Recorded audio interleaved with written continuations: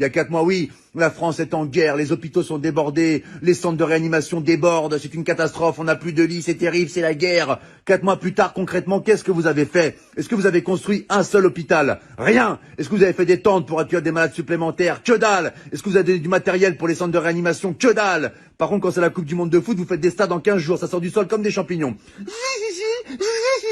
Les stades, ils les font en 3 semaines. En Chine, ils ont fait un hôpital en 10 jours. Nous, ça fait 4 mois, on n'a même pas des couvertures en plus.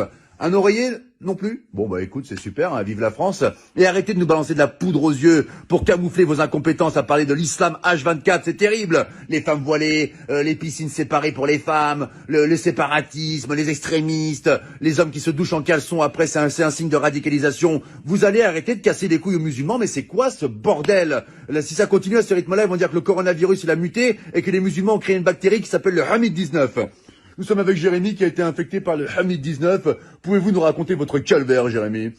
Bah, ça a commencé par la barbe qui pousse toute seule, alors que je suis un berbe à la base, donc c'est un peu incohérent, vraiment. Et après, les premiers symptômes, j'ai dit des mots d'arabe en pleine nuit. Je me réveillais, Allahu Akbar! Et là, vraiment, c'était vraiment difficile. Et le point final, ça a été quand je mangeais avec maman. Elle m'avait préparé un cassoulet, c'est une bonne vivante, maman.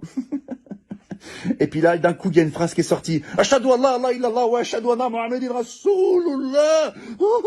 Le verdict était sans appel. Maman a appelé les pompiers. C'était le Hamid 19. Mais aujourd'hui, ça va beaucoup mieux. Hein. Je vais à la chasse avec mon berger allemand et je fais de la pétanque avec papa.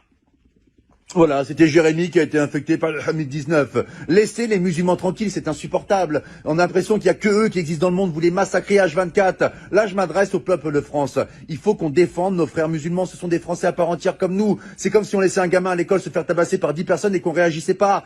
Il faut qu'on les défende, d'accord? Les médias se servent d'une minorité pour salir une majorité. Ils leur cassent les couilles. La plupart des musulmans, ils sont en France, ils sont sans problème, on les entend jamais. Ils veulent une vie tranquille comme vous, comme moi, comme nous tous.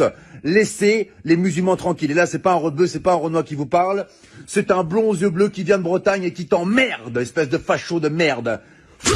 Ah oui, attention, j'ai fait du Krav Maga, moi je te nique ta